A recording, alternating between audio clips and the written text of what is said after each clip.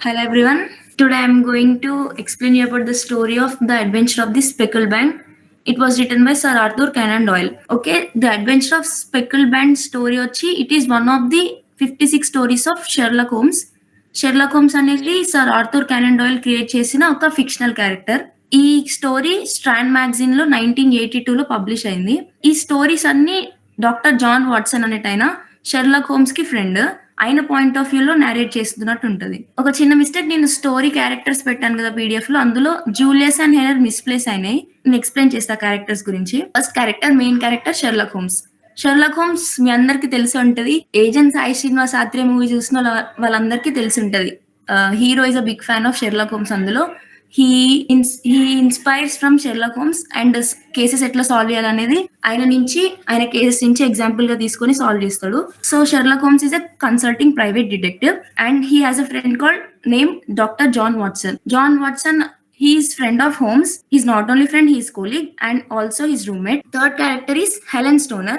ఇందులో main character, she is the client who comes to Holmes. And fourth character Julia Stoner. ఈ client కి ఒక sister ఉంటుంది. She was already dead. We will see about the death in this story.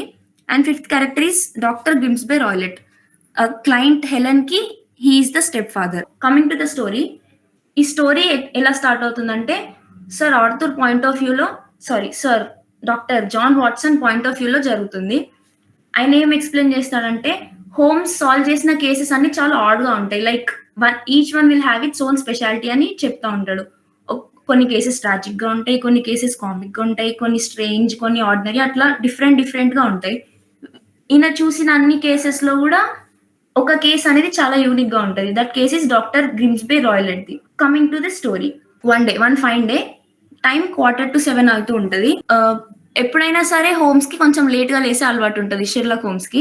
ఆ రోజు Watson లేచి చూసేసరికి already homes బాగా ready అయిపోయి, అదే ఆయన డిటెక్టివ్ కోట్ వేసుకొని రెడీ అయి ఉంటాడు. వాట్సన్ కి క్లాక్ చూపిస్తూ టైమ్ ఇస్ 6:45 అని లేపుతాడు. ఏంటి నాది ఇంత తొందరగా లేచిండి ఇవాళ అని షాక్ అయ్యేలోపు ఒక లేడీ మన కోసం వెయిట్ చేస్తుంది, ఫాస్ట్ గా రెడీ వస్తే మనం కేసు గురించి డిస్కస్ చేద్దామని వాట్సన్ కి చెప్తాడు. అక్కడ ఉన్నది లేడీ కదా, వాట్సన్ లేడీ అనేసరికి తొందరగా రెడీ అయిపోయి ఆయన కూడా కిందికి దిగుతాడు.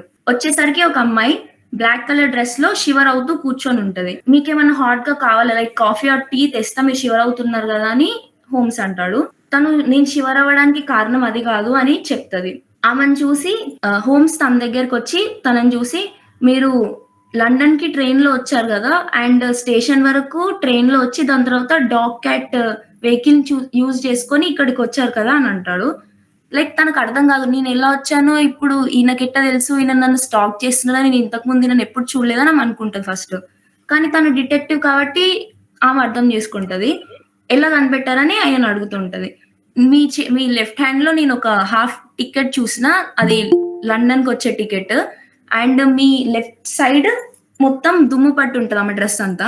దాన్ని చూసి డాగ్ కార్ట్ లో వచ్చిన వాళ్ళు లెఫ్ట్ సైడ్ కూర్చుంటారు, రైట్ సైడ్ డ్రైవర్ ఉండేసరికి తన లెఫ్ట్ సైడ్ డ్రెస్ అంతా దుమ్ము పట్టి ఉంటది.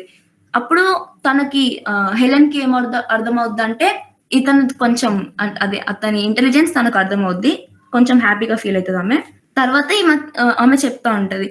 ఏమంటదంటే, నాకు మిసెస్ ఫ్యారింటోష్ అనే ఒక ఆమె మీ అడ్రస్ ఇచ్చింది, మీరు ఇంతకు ముందు తన కేసుని సాల్వ్ చేశారు కదా అని అంటాడు.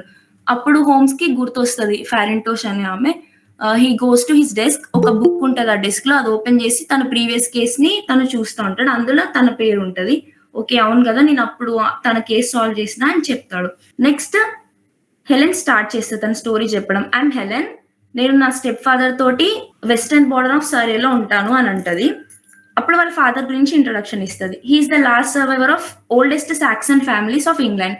ఇంగ్లాండ్ లో సాక్సన్ ఫ్యామిలీ అనేది అప్పట్లో అరిస్టోక్రటిక్ ఫ్యామిలీ. అది one of the wealthiest families of England. అందులో ఉన్న లాస్ట్ సర్వైవర్ మా step father doctor Grimesby Roylott అని చెప్తుంది. అప్పుడు హోమ్స్ ఉండి, ఓ నేను కూడా ఎక్కడో విన్నానే అన్నట్టు తల ఆడిస్తాడు.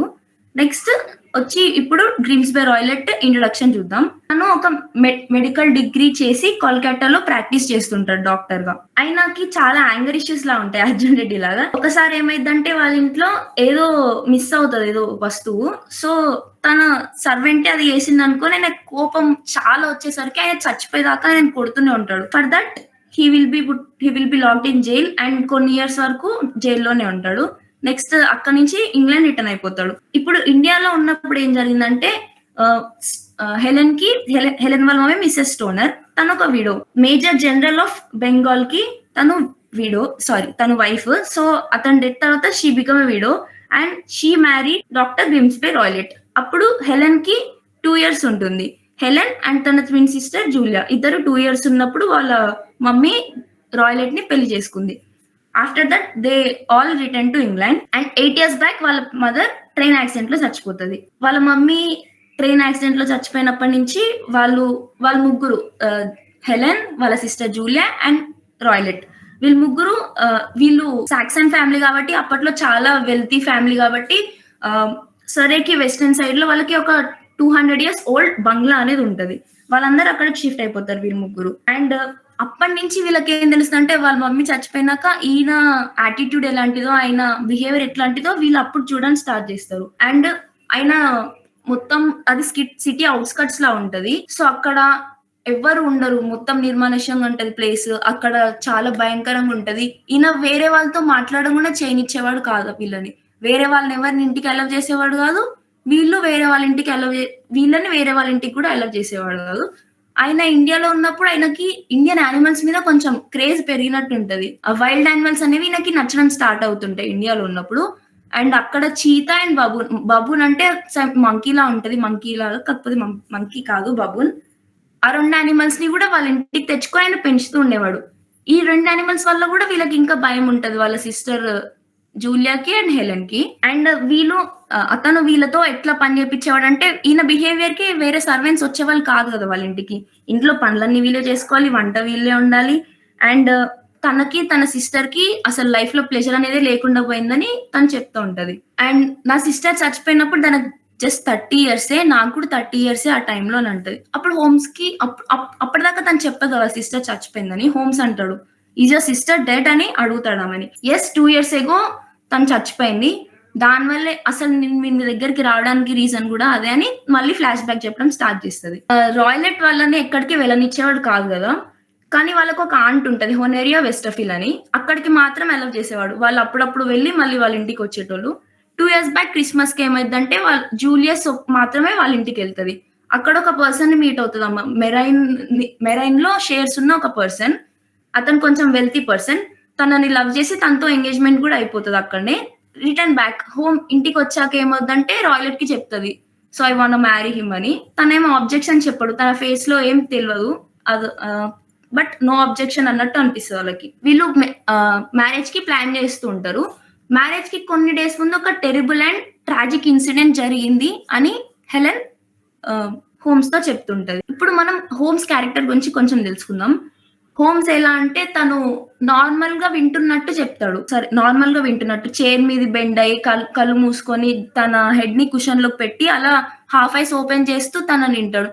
అయినా చూడ్డానికి అలా ఉంటాడు కానీ ప్రతి విషయాన్ని మళ్ళీ మళ్ళీ అడుగుతూ ఉంటాడు. తను ఏది మిస్ చేసినా, మీరు ఆ పాయింట్ మిస్ చేసిరా, లేకపోతే మీరు సగమే చెప్పిరా అని ప్రతిసారి తనని అడుగుతూ ఉంటాడు. This is like one example of his intelligence. ఇంకొంచెం డీటెయిల్ గా చెప్పండి అని అడుగుతాడు.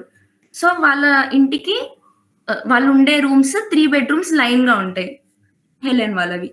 ఫస్ట్ బెడ్రూమ్ లో రాయిలెట్ ఉంటాడు, సెకండ్ బెడ్రూమ్ లో తన సిస్టర్ జూలియా ఉంటది, అండ్ థర్డ్ బెడ్రూమ్ లో she will be there Helen. ఆ మూడు రూమ్స్ కి కామన్ గా ఒక లాన్ కి డోర్స్ ఓపెన్ ఉంటాయి, కారిడార్ ఉంటది అక్కడ సైడ్. రాయిలెట్ కి ఏంటంటే తను ఇండియాలో ఉన్నప్పుడు సిగర్స్ తాగడం అలవాటు చేసుకున్నాడు ఆయన. ఇండియన్ సిగర్స్ స్ట్రాంగ్ స్మెల్ ఉంటాయి అవి. ఆ రాయిలెట్ రూమ్ కి ఇంకా జూలియా రూమ్ కి ఒక కామన్ వెంటిలేటర్ ఉంటుండే. అతని రూమ్ నుంచి తిన రూమ్ కి సిగర్ స్మెల్ వస్తుండే అప్పుడప్పుడు. ఒక రోజు నైట్ అలా రావడం వల్ల జూలియా తన దగ్గరకు వచ్చి ఏదో మాట్లాడుతున్నట్టు, అక్కడ నిద్ర పట్టక తిన రూమ్ కి వచ్చి మాట్లాడుతూ ఉంటది హెలెన్ తోని. అండ్ కమింగ్ తన మ్యారేజ్ కాబట్టి ఆ ఈవెంట్ గురించి డిస్కస్ చేస్తూ ఉంటారు. చాలాసేపు అలా మాట్లాడుతూ డిస్కషన్ అయిపోయాక తను వెళ్తూ ఉంటది. జూలియా వెళ్తూ సడన్ గా వెనక ఒక లుక్ ఇచ్చింది అని చెప్తది హెలెన్. జూలియా ఏమంటదంటే, కొన్ని రోజులుగా నాకు నైట్ పడుకునేటప్పుడు ఒక లో విజిల్ సౌండ్ వినిపిస్తుంది, నాకు ఆ టైంలో నిద్ర పట్టట్లేదు, ఏం చేయాలి అని ఏదో మాట్లాడుతుంటే హెలెన్ ఏమనుకుంటే ఏదో లైట్‌గా జస్ట్ సౌండ్సే గదా ఇనిపిస్తుంది. మన ఇంట్లో వైల్డ్ యానిమల్స్ గూడా ఉన్నాయి గదా! వాటి సౌండ్స్ మన గార్డెన్ నుంచి వినిపిస్తుందేమో అనుకోని తిను కొంచెం కామెడీగా మాట్లాడడం స్టార్ట్ చేస్తది. నేనైతే పడుకుంటే నాకు మెలుకువే రాదు. తెలుసు గాని ఎంత స్ట్రాంగ్‌గా పడుకుంటానో అసలు మధ్యలో లేవను అని హెలెన్ చెప్తది. దానికి జూలియా ఒక చిన్న స్మైల్ ఇచ్చి ఎళ్ళిపోతది. ఇక వాళ్ళ సిస్టర్ జూలియా అట్లా చెప్పినప్పటి నుంచి ఈమెకు నిద్ర పట్టదు. నిద్ర పట్టక అదే ఆలోచనలతో ఉంటది. కొద్దిసేపయ్యాక నైట్ ఒక అరౌండ్ 2:00 అనుకుంటా. తనకొక పెద్ద సౌండ్ ఇనిపిస్తది. కొన్ని వియర్డ్ సౌండ్స్‌తోని ఒక అమ్మాయి గట్టిగా స్క్రీమ్ చేస్తున్న సౌండ్ వినిపిస్తది. తనకర్థమవుతుంది. అది నా సిస్టరే కదా! ఆ వాయిస్ గుర్తుపట్టి తన సిస్టరే అని తన రూమ్‌లోకి వెళ్లి చూసేటప్పటికి అప్పటికి తను కొంచెం ఊపిరితో ఉంటది జూలియా. అండ్ తను రూమ్‌లోకి హెలెన్ రూమ్‌లో ఎంటర్ అవ్వగానే వాళ్ళ అక్క తన సిస్టర్ చెప్పిన లో విజిల్ సౌండ్ వినిపిస్తది. అండ్ ఆ విజిల్ సౌండ్‌తో పాటు ఒక మెటాలిక్ సౌండ్ గూడా వినిపిస్తది. తను 2 సౌండ్స్‌ని నోటీస్ చేస్తది. జూలియా హెలెన్‌తో ఒక వర్డ్ చెప్తది. See that Helen, that band, that speckled band అని ఒక వియర్డ్ అడ్జెక్టివ్‌ని యూజ్ చేసి తను చెప్తది. తన ఫింగర్ పాయింట్ ఎట్టుంటదంటే రాయిలెట్ రూమ్‌కి, తిన రూమ్‌కి కామన్ వెంటిలేటర్ ఉంటుంది గదా! ఆ వెంటిలేటర్ సైడ్ చూపిచ్చి ఆ వర్డ్ చెప్పగానే she will lose her life. తను చచ్చిపోతది. తను చచ్చిపోయినాక హెలెన్ తన సిస్టర్ కాబట్టి ఆబ్వియస్లీ తను ఏడుస్తది. గట్టిగా అరిచేసరికి తన స్టెప్ ఫాదర్ గూడా వస్తాడు. స్టెప్ ఫాదర్ వచ్చేసరికి తను చచ్చిపోద్ది గదా! So, he will also feel sad for that. దాని తర్వాత కే తను చచ్చిపోయింది అన్‌యూజువల్‌గా చచ్చిపోయింది గదా! సో, కేస్ అవుతూ ఉంటది. పోలీసొచ్చి చాలా ఇన్వెస్టిగేట్ చేపిస్తారు. ఆహ్, హెలెన్ ఏమంటదంటే, మా స్టెప్ ఫాదర్ గూడా ఈ కేస్‌ని చాలా మంచిగా ఇన్వెస్టిగేట్ అయ్యేటట్టు చూసిండు. కానీ పోలీస్ మాత్రం ఇన్వెస్టిగేట్ చేసినప్పుడు అక్కడ ఏ ఎవిడెన్స్ ఉండదు. And Julia body forensic check చేసినప్పుడు గూడా తనకి ఎలాంటి మార్క్స్ కనబడవు. తన బాడీలో ఏమున్నట్టు అనిపియదు. So, nothing is unusual. But her death is unusual. So, వాళ్ళకి ఎలాంటి పాయింట్స్ దొరకక ఆ కేస్ అట్లనే క్లోజ్ అయిపోతది. ఇప్పుడు ప్రెజెంట్‌కొస్తే హోమ్స్ అడుగుతాడు. మీ సిస్టర్ చనిపోయింది అంటున్నావు గదా! అసలెట్లా చచ్చిపోయిందని నువ్వనుకుంటున్నావు అని అడిగితే హెలెన్ ఈ ఆన్సర్ ఇస్తది. ఆ రోజు నైట్ తను కొంచెం అట్లా ఫీల్ అవుతుంది గదా! తను భయం అండ్ నర్వస్ షాక్ వల్లే చచ్చిపోయిందని నేను అనుకుంటున్నా అని హెలెన్ రిప్లై ఇస్తది తనకి. మరి what about that speckle band? తను యూజ్ చేసిన అడ్జెక్టివ్ మీనింగ్ ఏంటో నీకు తెలుసా అంటే, లేదు నాకు ఏమనిపించిందంటే ఆ స్పెకిల్డ్ అనే వర్డ్ కొంచెం హ్యాండ్ కర్చీఫ్‌కి రిలేట్ అయినట్టు అనిపించింది. So, I didn't get exactly what is about that అని తను అంటది. నెక్స్ట్ మళ్ళీ 2 ఇయర్స్ అయిపోయినాయి ఇన్ని రోజులకి. హెలెన్ చెప్తూ ఉంటది. ఇప్పటికి 2 ఇయర్స్ అయిపోయినాయి. నేను లోన్‌లీగా ఉన్న. చిన్నప్పటి నుంచి నాతో ఉన్న నా సిస్టర్ గూడా నాతోని లేదు. అండ్ 1 మంత్ బ్యాక్ నా నేను చాలా రోజులుగా నాకొక ఫ్రెండ్ ఉన్నాడు. అతని నుంచి ఒక ప్రపోజల్ వచ్చింది నాకు అని అంటాడు. అది మ్యారేజ్ అని అంటదామె. నన్ను పెళ్లి చేసుకుంటావా అనే ప్రపోజల్ తన నుంచి వచ్చింది అని అంటాడు. He is Armitage, Percy Armitage. Second son of mister Armitage. ఇతను గూడా చాలా wealthy person. So, for his proposal తనేం చెప్పలేదు. ఓకే అని చెప్పి తను ఓకే అంటది. ఈ ప్రపోజల్‌ని మళ్ళీ ఫాదర్ దగ్గరికి తీసుకొస్తది. స్టెప్ ఫాదర్ దగ్గరికి. దీనికి కూడా రాయలెట్ ఏ అబ్జెక్షన్ ఉండదు. సేమ్ తన సిస్టర్‌కి సిస్టర్ చెప్పినప్పుడు ఎలాంటి సిట్యుయేషన్ ఉందో అదే సిట్యుయేషన్. ఏమనడు. ఓకే అని తిను గూడా అనుకుంటది. తను ఈ ప్రపోజల్ తనకి చెప్పిన కొన్ని రోజుల తర్వాత తన రూమ్ రిపేరింగ్‌లో ఉంది. దాన్ని రిపేర్ చేయాలని చెప్పి ఇంతకుముందు జూలియా ఉన్న రూమ్‌లోకి తనని షిఫ్ట్ చేపిస్తాడు. ఆ రూమ్ రిపేర్ ఉందని చెప్పి. సరే అని ఎలాగో రిపేర్ కదా అని తిను కూడా షిఫ్ట్ అయిపోతది జూలియా రూమ్‌కి. ఆ రోజు నైట్ పడుకున్నప్పుడు సేమ్ జూలియాకి ఎలాంటి సిట్యుయేషన్ వస్తదో తను చెప్తది కదా! కొంచెం లో విజిల్ సౌండ్ వినిపించిందని. అలాంటి విజిలింగ్ సౌండే తినకు కూడా వినిపిస్తది. అప్పుడు తనకు అర్థమైతది. తన లైఫ్ కూడా డేంజర్‌లో ఉందని. అందుకే ఇప్పుడు మళ్ళీ హోమ్స్‌తో అంటది. నా లైఫ్ డేంజర్‌లో ఉందని నాకు అర్థమైంది. సో, పొద్దున్నే 6కి లేచి నేను డాగ్ కార్ట్‌లో స్టేషన్ దాకా వెళ్ళి అక్కడి నుంచి ట్రైన్ ఎక్కి వెంటనే లండన్ మీ దగ్గరికొచ్చేసినా అని అంటాడు. అప్పుడు హోమ్స్ అడుగుతాడు హెలెన్‌ని. "ఏనా ఇంకేమన్నా ఉందా చెప్పేది" అని అంటాడు. హెలెన్‌కి అర్థం కాదు. తను బ్లాంక్ ఎక్స్‌ప్రెషన్ పెడతది. నీ చేతి మీద ఫింగర్ మార్క్స్ ఉన్నాయి. కొన్ని స్పాట్స్ ఉన్నాయి. ఆహ్, లైక్ ఎవరో కొట్టినట్టు ఉంటది తన చేతి మీద. తను దాన్ని చూపించడం ఇష్టం లేక కొంచెం కవర్ చేస్తూ ఉంటది. అప్పుడు హోమ్స్ అడుగుతాడు వాట్ అబౌట్ దిస్ అని అంటే హెలెన్ రిప్లై ఇస్తది తనకి. He is a hard man అని కొంచెం ఏడుస్తూ ఉంటది తను. తను కొంచెం బాధపడి ఓకే అని తనకి చెప్తాడు. అప్పుడప్పుడు తను నన్ను కొట్టేటోడు అని. ఓకే. మరి ఇలాంటి హార్ష్ పర్సన్ ఉన్నాడు. నువ్వు అతనికి తెలవకుండా ఇప్పుడు నన్ను కలవడానికి ఎట్లా వచ్చినావని హోమ్స్ క్వెషన్ సార్. సో తనేం రిప్లై ఇస్తదంటే, he is on a business work. తను ఇంట్లో లేడు. తను లండన్‌కెళ్ళాడు. తను కూడా లండన్‌కే వచ్చాడు. సో తనకు తెలవకుండా నేను ఆ టైంలో మిమ్మల్ని కలుద్దామని తొందరగా వచ్చేసినా అని she will give reply to him. అప్పుడు హోమ్స్ అంటాడు, ఓకే. మీరు చెప్పిన కేస్ సాల్వ్ చేయడానికి నేను ఒప్పుకుంటున్నా అని హోమ్స్ ఓకే చెప్పాక హెలెన్ అంటది, నేను మీకు ఫీ ఇవ్వలేను. ఫీ గురించి ఇవ్వలేనన్న కన్నా after the case I will see about the fee అని అంటదామె. అప్పుడు హోమ్స్ ఏమంటాడంటే, my profession is my reward. That means తన ప్రొఫెషన్ మీద తనకి ఎంత లవ్ ఉందో, ఎంత ప్యాషన్ ఉందో మనం ఈ వర్డ్ నుంచి తెలుసుకోవచ్చు.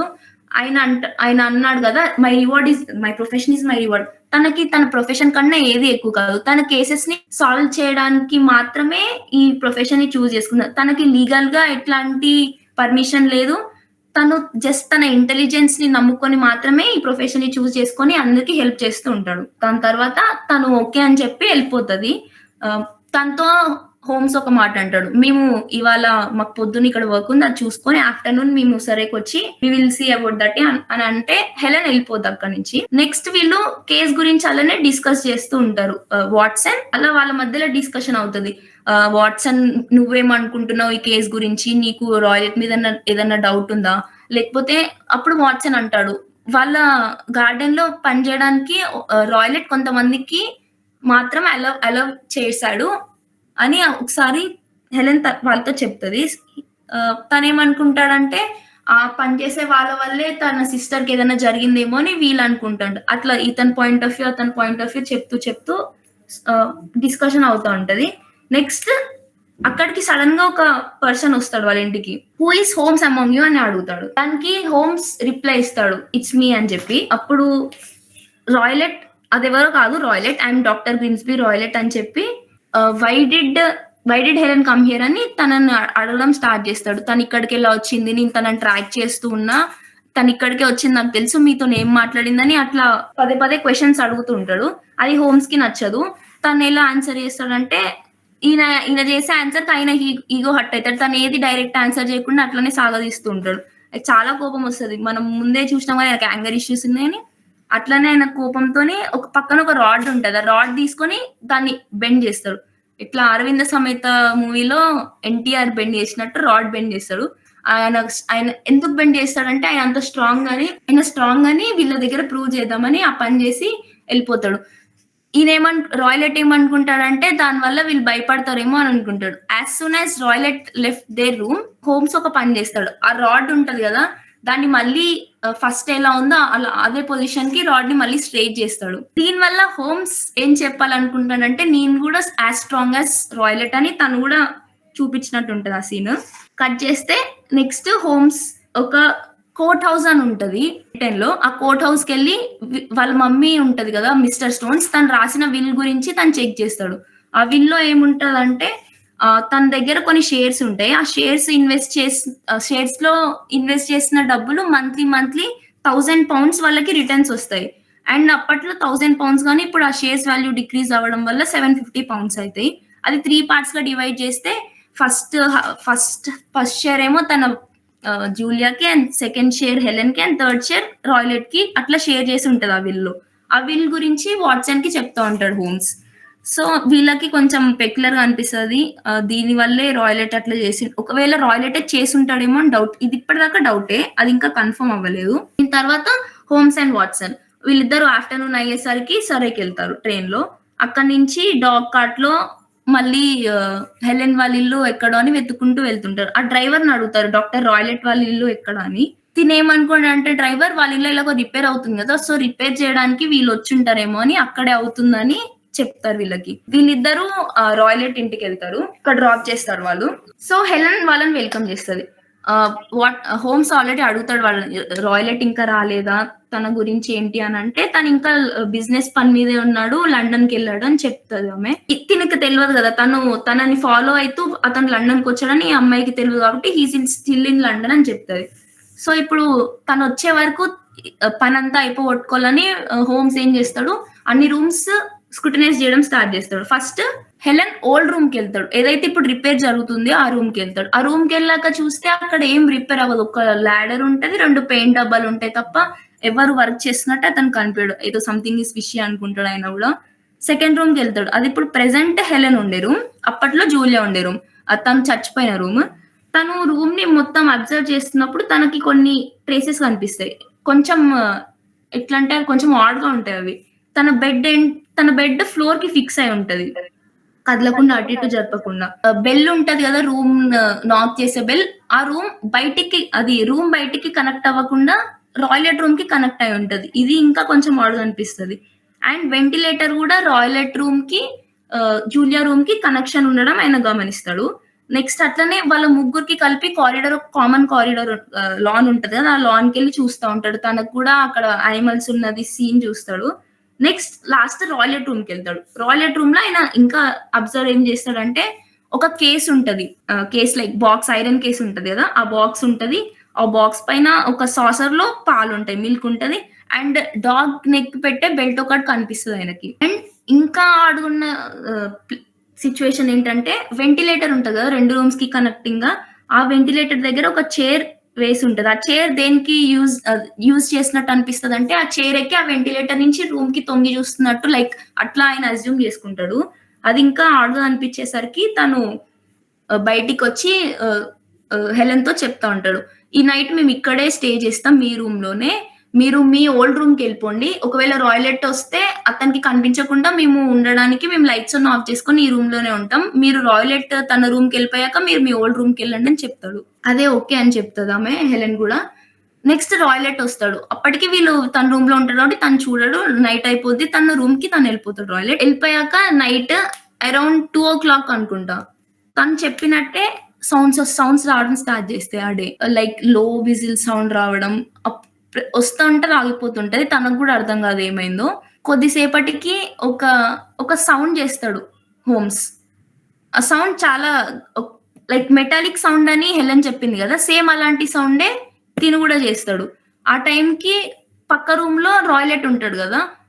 రాయిలెట్ రూమ్ నుంచి గట్టి సౌండ్స్ ఇనిపిస్తాయి. ఎలా అయితే జూలియా చనిపోయే ముందు తనకు ఆ సౌండ్ ఇనిపించిందో హెలెన్‌కి, సేమ్ అలాంటి సౌండే వీళ్ళకి గూడా రాయిలెట్ రూమ్ నుంచి వినిపిస్తది. వీళ్ళెళ్లి జూసేసరికి ఏమవుద్దంటే అక్కడ జూలియా చచ్చిపోయినట్టే రాయిలెట్ గూడా చచ్చిపోయే సిట్యుయేషన్‌లో ఉంటాడు. అక్కడేముంటదంటే రాయిలెట్ నెక్ చుట్టూ ఒక స్నేక్ ఉంటది. ఆ స్నేక్ ఈస్ స్వాంప్ యాడర్. ఆ స్నేక్ ఇండియాలో చాలా పాయిజనస్ స్నేక్. అప్పటికి వాళ్ళొచ్చేసరికి అతను చనిపోయి ఉంటాడు. నెక్స్ట్ హెలెన్ గూడా వచ్చి చూస్తది. వాళ్ళ స్టెప్ ఫాదర్ చచ్చిపోయి ఉంటాడు. ఆహ్, నెక్ దాని తర్వాత ఆ కేస్ పోలీసులొచ్చి చూస్తారు. ఆయన చనిపోయి ఉంటాడు. అట్లా అయిపోతది ఆ కేస్. ఇది గూడా సేమ్ జూలియా కేస్ ఎలా అయిపోయిందో ఇది గూడా నో క్లూస్ ఏముండదు. ఈ కేస్ గూడా అట్లనే క్లోజ్ అయిపోతది. అప్పుడు నెక్స్ట్ ఇతను అడుగుతాడు. వాట్సన్ ఉన్నాడు గదా! డాక్టర్ వాట్సన్ హోమ్స్‌ని అడుగుతాడు.